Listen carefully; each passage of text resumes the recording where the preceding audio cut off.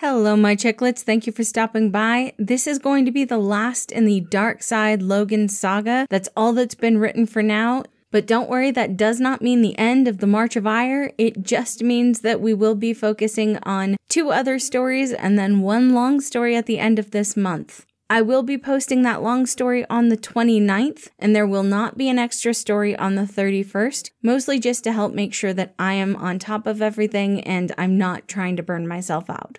This story is also going to be a little bit on the long side though, so I hope you enjoy working through Intrusive Thoughts and Orange Perspective.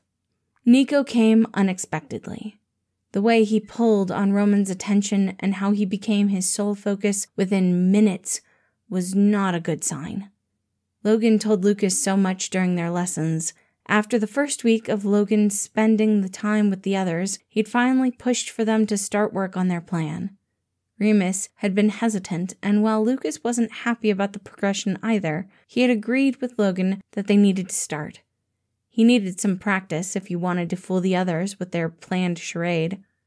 So far, the training had been good. Lucas was able to shapeshift perfectly into Logan's form and was doing decently well with the gestures and the stifled mimic as well. Maybe the vocabulary wasn't a perfect fit, but for that, Logan was listening to the conversation and feeding him lines. At first, neither Remus nor Lucas had wanted to go that far, but after Logan had reassured them that being physically removed from the situation and not having to care about his appearance in front of the others would be enough to keep him relaxed, they eventually gave in. They weren't sure yet when Thomas was going to call on Logan next.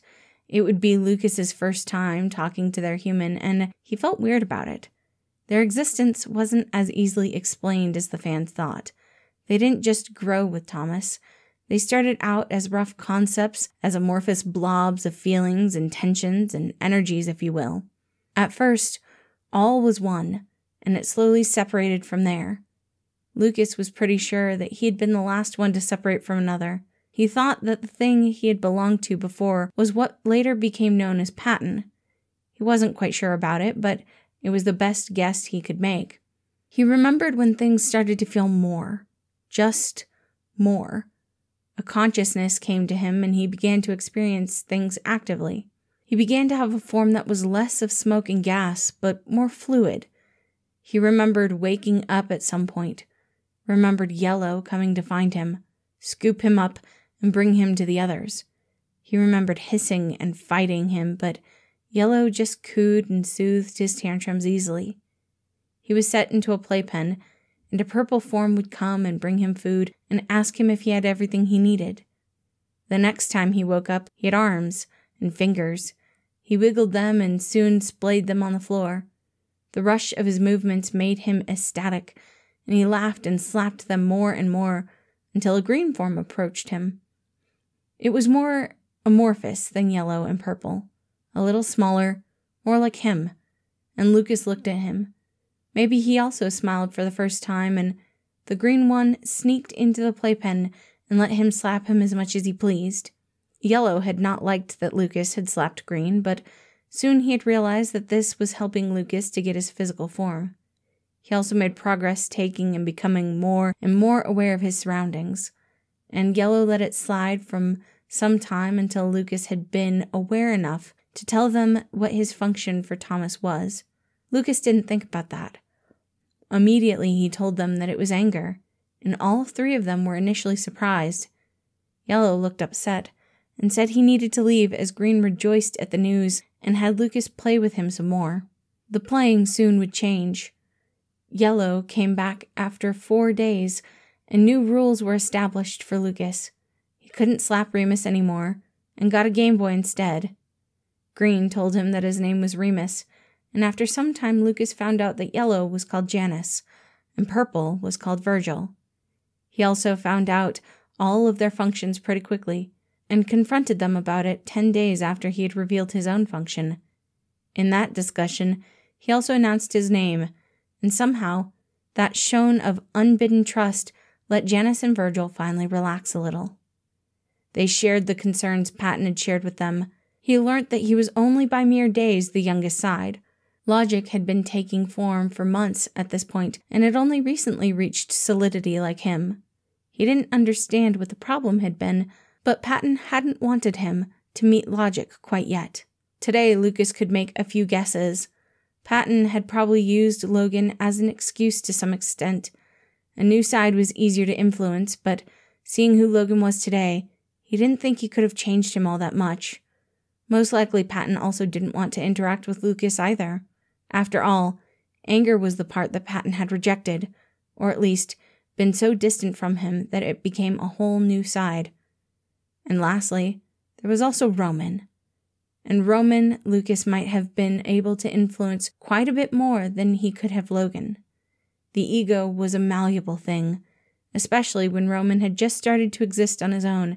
Introducing the tantrum-throwing young anger to him might have had some lasting effect on the side, Lucas imagined today. He didn't think it would have been good effects, but he still wished that he'd gotten the chance to talk more often with Roman, and maybe also Patton. The way Logan complained about them, in which complaining sounded more like underhanded compliments, he had to believe that there were some fun aspects in either of them. But alas, he would meet them soon enough in the guise of Logan's form. He supposed it didn't really count, but still. Talking to them, even if they didn't know it was him, was more than he had gotten in years. He wanted to get to talk to them at least. He wanted to meet them before it was too late. Just once, at least. Yet when he felt a pull at 3 a.m. in the morning, Lucas had not been prepared. Logan had tethered him to himself, and now Lucas was able to feel whenever Thomas needed his assistance. He had been barely aware that the guy was still awake, but now suddenly a lot of information flooded his mind. Subconsciously, he changed into Logan's form and felt out for him. He needed Logan to be awake, otherwise the first interaction with Thomas would go south for sure. "I'm with you in mind. I can see and hear what Thomas hears. You can proceed." "Understood." He fixed his posture and let himself be pulled up. His skin was on fire, and his head was working at sonic speed. Reality had swallowed him whole and put him through the meat grinder, and he liked it. Suddenly, Remus's description of the outside made a lot more sense. But now was not the time to dwell on that. He was here on a mission. As expected, he was standing in Thomas's bedroom. It looked messy. Too many unwashed clothes were sitting on the floor, and it smelled like Thomas had forgotten to air out the place in at least 3 days. If he had a physical form, he'd be throwing those windows out immediately. Lucas then let his attention settle on Thomas. He was walking around with his phone in his hand, and he had barely noticed Logan's appearance. "Salutations, Thomas, you called? Was that good?" he added quickly in his mind as he questioned to Logan. Thomas twirled around his axis and looked at Lucas as if he hadn't been the one to call him in the first place. His face was pale and sweaty. He looked almost ill, but Lucas knew that wasn't the problem here. He let his eyebrows twitch upward for a second as a request to speak up. To his luck, Thomas either understood the minute mimic Logan used or was otherwise desperate enough to tell him what he needed as he finally spoke up. "Logan, yeah, right. I think I need your help with planning this."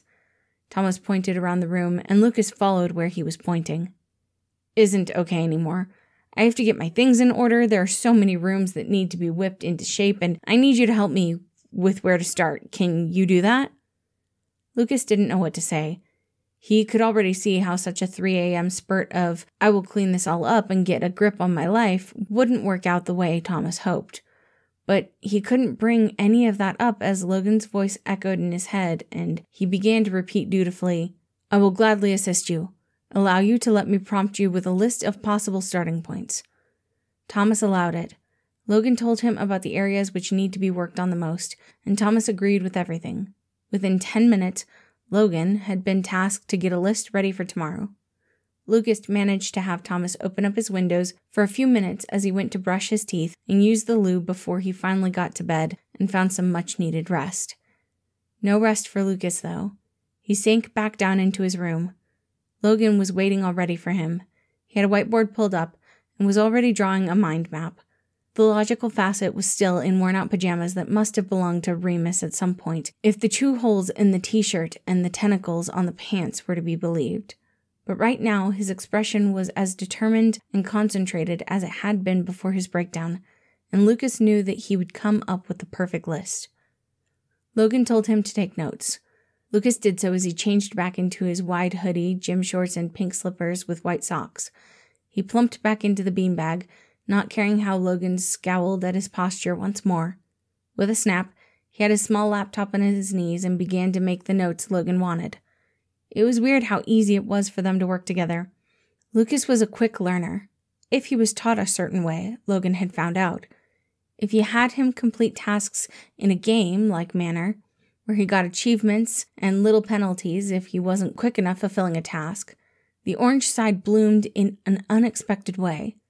Somehow this turned into Logan teaching Lucas things in rhythm games, which was fun for Logan as he got to rap and rhyme on occasion, and was a delight for Lucas because he could play games and learn at the same time. Still, there was little fun in the whole ordeal for Lucas. Schedule making and analyzing how to work through everything at the right pace could only be gamified so much. But Lucas kept going as he saw Logan downright light up in his function for the first time in weeks. It was rather beautiful. Over the years, Lucas had noted that all of the light sides had this weird glow to them when they were doing the things they were meant to do. He had seen it from afar, glimpsing over Janus's shoulders when he let him come with him to watch what they were doing. It wasn't exactly the same for each of them, but it had this same almost thrall, Lucas would call it. For Patton, it was very soothing. There were those breezes or the little shakes that ran through your body when it recalibrated from a tiny temperature shift, but in a fun and playful way. It came over you when you would smile about a pretty flower, or laugh at a silly pun, or reminisce over past times. For Roman, it was a huge feeling of warmth from your stomach up to your throat. It was like a hymn that was struck inside of you, wanting to burst out and fill the room with awe and love. It happened when Roman would fall into a creative burst and would push for Thomas to be brave and cordial. It also felt like that when Nico first appeared in the food court and Roman had asked Thomas to go to him. For Logan, he hadn't felt it as much. Really, for the first time he noticed it, it had been in their space. It was a stunning clearness in your head. The world was sharper and crisper, but not in an overwhelming way. It wore an air of beauty with it, the appreciation and wonder of the simple things, the incredibleness of existence itself in all of its mundane facets, and for Virgil. Lucas had never believed that he would feel it from Virgil, but he had. He didn't think Janus and Remus had noticed. It had been a known feeling, in a way, similar to the one they all got after Thomas had been chased downtown a few years ago. Due to Virgil's actions, Thomas had been pumped with adrenaline and sheer spite. Their hearts were pumping, their skin prickled as if there was an electricity in the air just before a thunderstorm. This wasn't a nice feeling.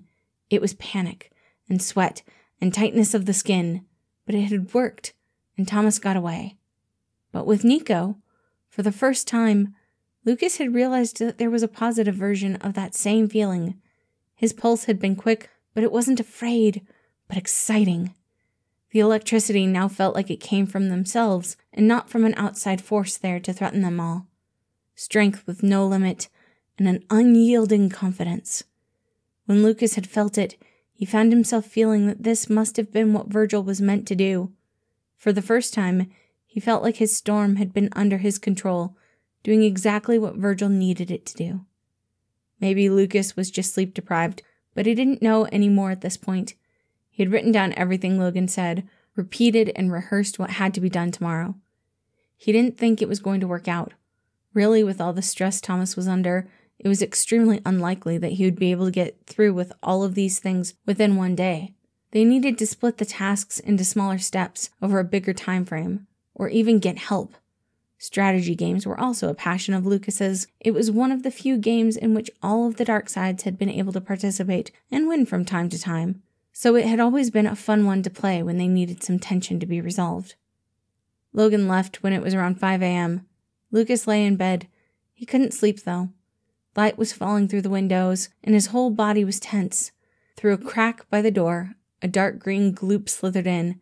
Sometimes Lucas thought that Remus never truly found his solid form and still was the goopy slime from back when they had started to exist.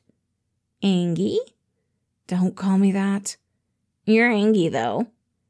Lucas gritted his teeth and pushed his upper body up and steadied himself on his elbows as he glared at Remus. He had climbed up on his bed and was leaving dark goo everywhere. I'm frustrated, not angry. Frustrated? That's only one step away from angy for you, though. Growling, Lucas dropped back down on his mattress and dug his fingers into his face. Janus used to rip his hands away when he did that, but Janus wasn't here, and he probably didn't care anymore. It's not going to work, Rem. Fuck. He sounded whiny and teary. Thomas won't do it.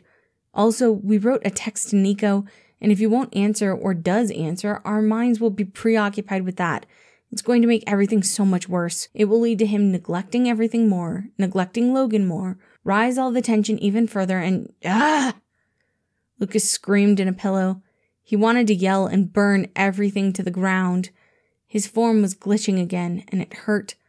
Being him at this point constantly hurt. It's why he barely even slept anymore. It's why he sometimes envied Logan for being able to sleep that much. But he also didn't envy him.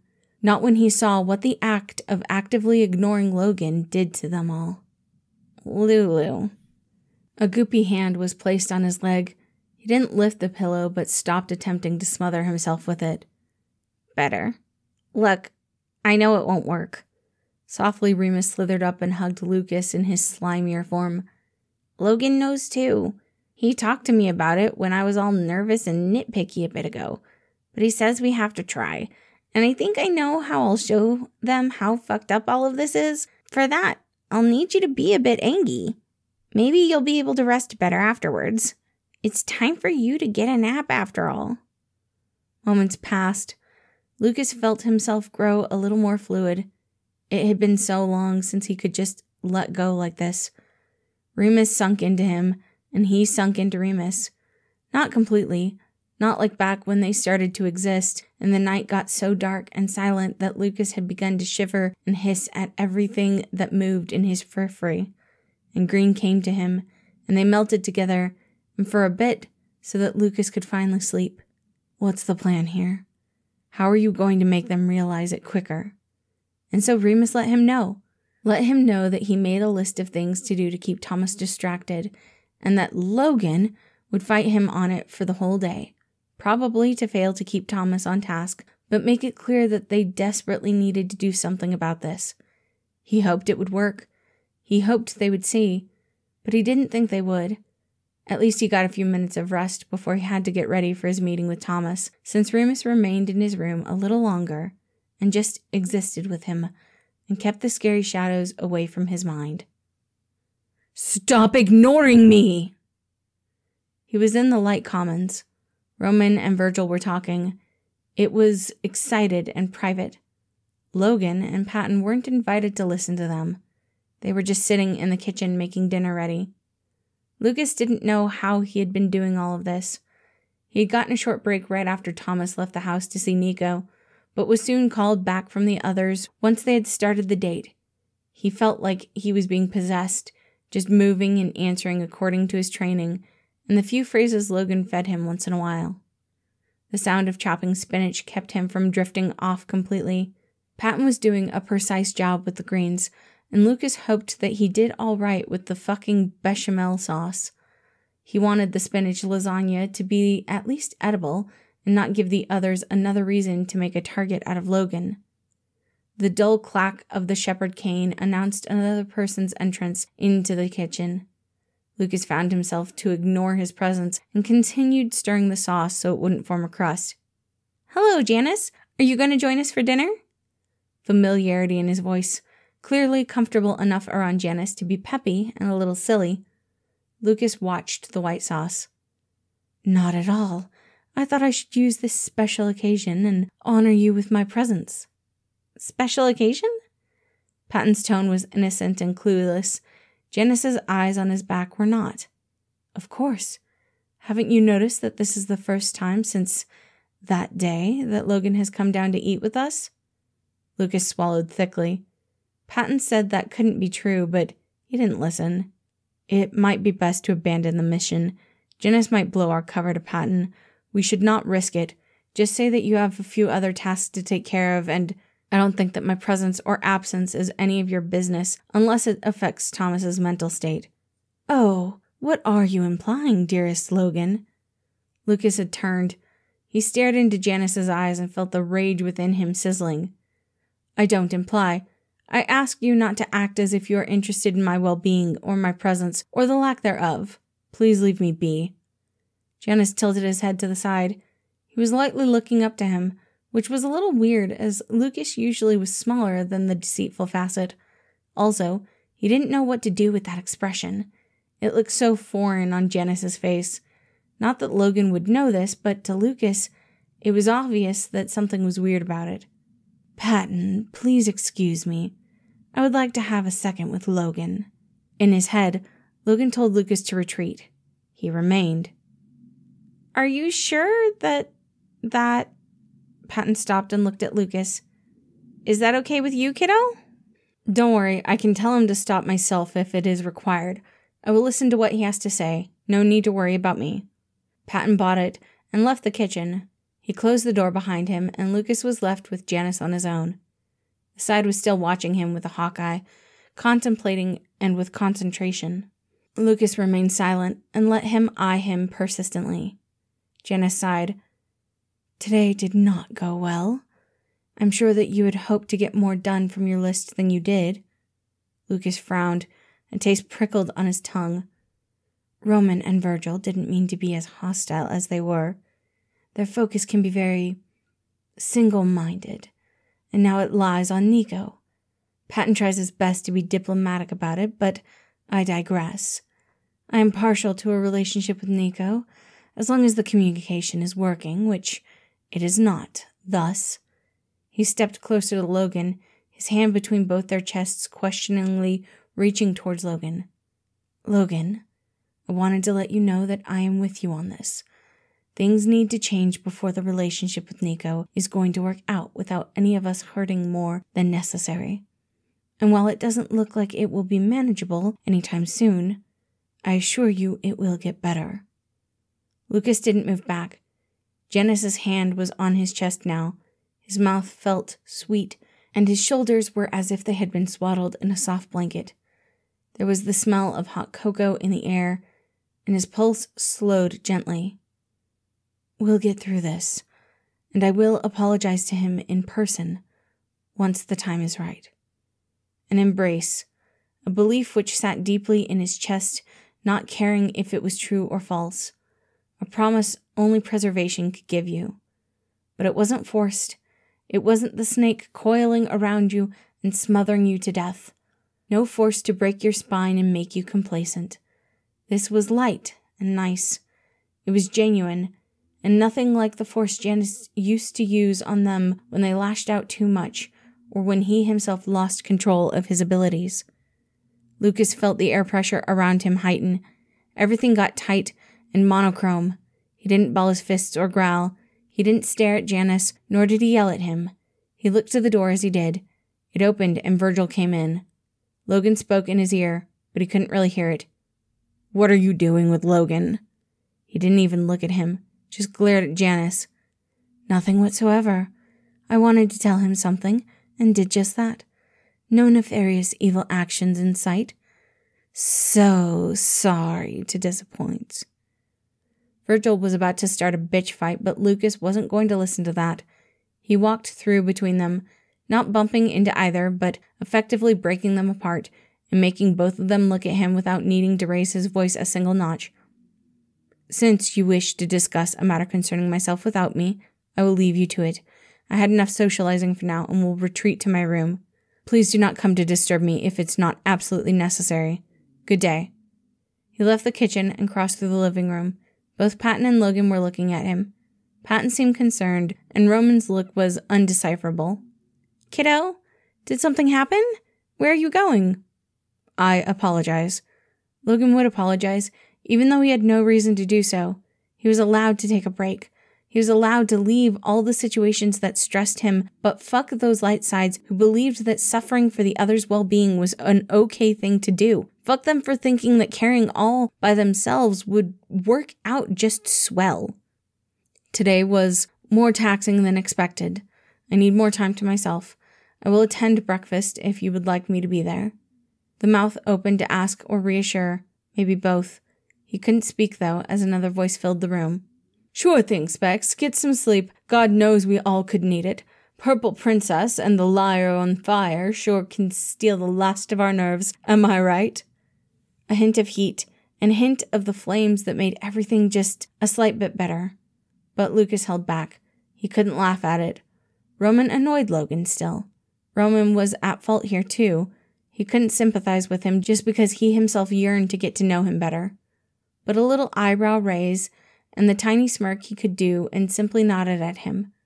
As he was leaving, Patton scolded Roman for his comment, but Lucas didn't listen anymore.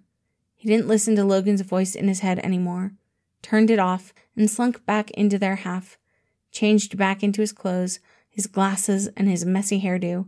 He walked away from the commons, down the dark hall, and it had become darker, as if it was slowly being swallowed by the subconscious. Maybe it was. Probably a sign for Lucas not to go there. The glitching of his body agreed with that thought. It was harder to keep himself together here. Strings pulled at his seams, an unseen force trying to rip him apart and away from this specific plane of the mindscape. No time to focus on that. He looked for a door, a black door with golden hinges and a golden knob, a golden signs, "Be my guest," written on it in slick calligraphy letters. It stood out against the beige wall, against the loosening wallpaper. It had always stood out. It was so much more pristine than all of the other doors, so much more refined and dignified. "Where are you now?" Lucas walked up and down the hallway, looking for the door that had always been there, but he couldn't remember which side. His feet had carried him towards the right wall, but he had felt for the doorway several times now, and it wasn't there anymore. He turned to the left. It had to be there. He moved forwards and backwards again. Every inch could be the one. Every moment could mean that he would find it. Just a little more. Again, a few steps back. Again, a few steps forth. And it had been there. It had to be there. It had to be there. The pressure was high. The air weighed down on his shoulders. He felt nothing there. No wooden door under his fingers. "I can't believe you'd do this to us. You saw, you felt what it was like. You were there when Virgil did it to us. Now you're just like him. I shouldn't have thought you'd be different. You were always far too similar. That's why you fought. Why you couldn't be without the other." He dropped down on his knees and then leaned back against the wall. His back ached and the whole left side glitched away. He didn't have time. He didn't need time anymore. Even if he was fading, it was still enough to make a difference. He let his head fall back against the wall. It made a wooden sound, like a spinning top. He twisted around his axis and stared at the faded black wood behind him. With a labored breath, he got up from his knees and reached for the golden knob. It was rusty under his fingers. Rough. No, smooth. And clear surface like it used to be. He turned it. The knob didn't turn. He tried it again, but his hand moved over the gold without it turning a single millimeter. He grabbed onto it with his other hand and pulled and twisted. He pulled himself up on it, working his whole body to open the door to Janus's room. He didn't notice how he began to scream as he worked on the door. He didn't see how the walls shivered under his burst. He didn't hear the stool creak as Janus stood up on the dining table. He didn't hear Virgil asking Janus what was wrong with him. He didn't hear Patton sucking in his breath as his scream hit him. He didn't hear Logan calling for Remus to come and help find him. He didn't hear both twins simultaneously cursing quietly under their breath before they jumped into action. It was Remus who pulled him away from the wall in the hallway. The door was gone again, and his fingers felt like they had been eradicated with acid. His throat was hoarse, and he kept quiet after Remus had pressed his hands over his mouth for a second. They sunk into the Darkside's living room, and Logan immediately started to take care of his hands. Roman stopped Janus from following just as the screaming stopped. Told him that this might as well have been Remus and anger messing with them after today. Janus listened to him, not because he believed, but because he felt that Lucas wasn't in any danger anymore, and sat down to keep the fragile peace in the mindscape for a little longer. Night came, and Lucas hadn't spoken another word. He was laying in his bed with all the lights on. His glasses sat on the night table and were in his reach. He hadn't told Remus yet. The pain was still too big and fresh in his chest. His mind was bitter. Midnight passed. Roman looked at the little night light next to his door. There was no reason for him to help anger. There was no reason to calm down a situation anymore. He didn't know what he was doing here. His heart felt hollow. There was nothing left to save them. But apparently, enough of them was left to keep everyone else safe. Thank you all for listening. I do hope you enjoyed this. As I said, this is the last piece of the Darkside Logan saga that has currently been written. If you would like to subscribe to NAD98 on AO3, then you will get updates if there is ever another piece. I know that I certainly am excitedly waiting for the next piece in this story. I do hope y'all enjoyed it, and I hope you have a wonderful day.